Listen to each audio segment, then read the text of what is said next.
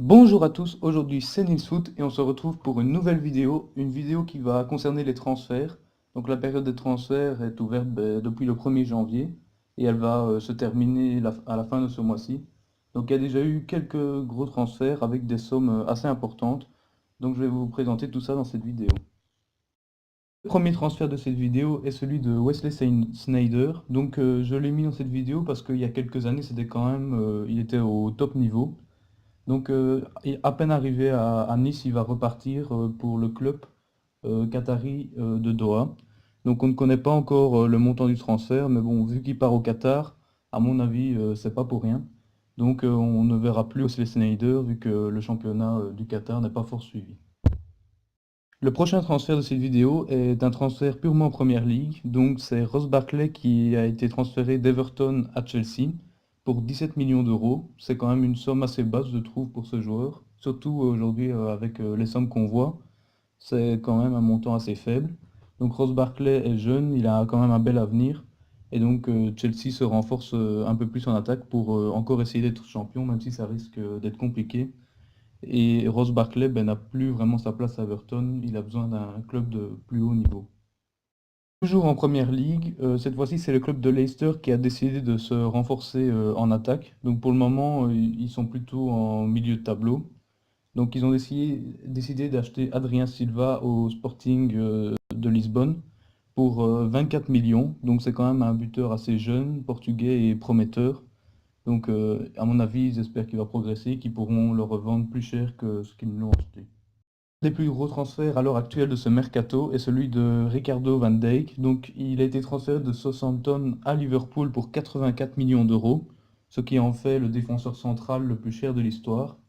Donc, Liverpool l'a transféré parce qu'en défense, pour le moment, ils n'ont pas, vraiment pas une belle défense comparée à leur attaque. Et donc Ricardo van Dijk arrive sûrement pour remettre de la stabilité et avoir une défense qui puisse tenir en Première Ligue.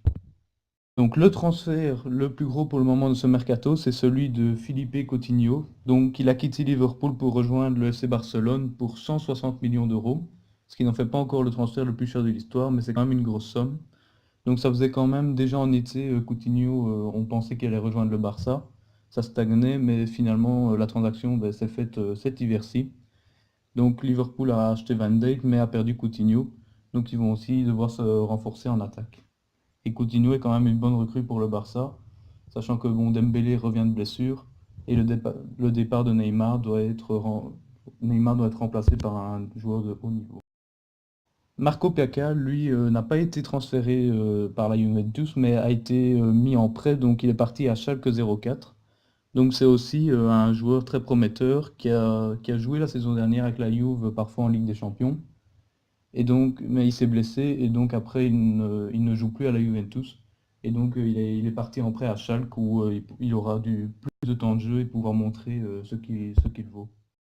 Vieto a également été mis en prêt donc par l'Atlético Madrid. Il est parti en prêt à Valence donc jusqu'à la fin de la saison. Le prêt, c'est aussi parce qu'il y a quand même Griezmann et Gamero en attaque, donc Vieto ne recevait plus beaucoup de temps de jeu. Et donc à Valence, qui est quand même dans les premiers de Liga, il aura plus de temps de jeu avec une bonne équipe. L'autre transfert de ce mercato a aussi fait parler de lui, car c'est Diego Costa donc, qui est parti de Chelsea et qui est retourné dans son club de l'Atlético Madrid. Donc il était parti à Chelsea et finalement il revient. Donc à Chelsea, il a plus de temps de jeu depuis la saison dernière.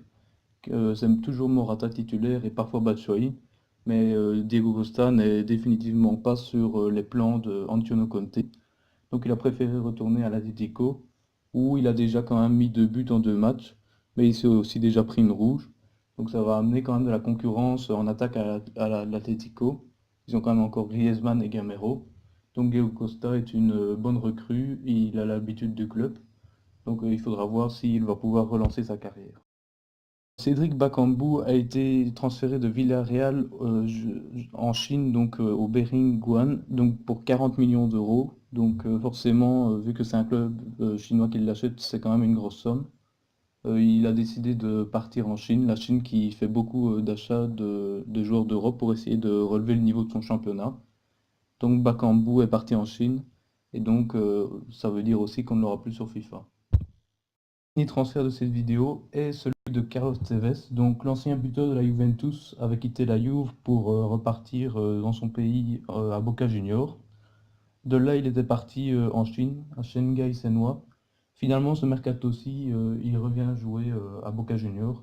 Donc c'est un retour à son club. Donc espérons qu'il puisse continuer sa carrière dans ce club.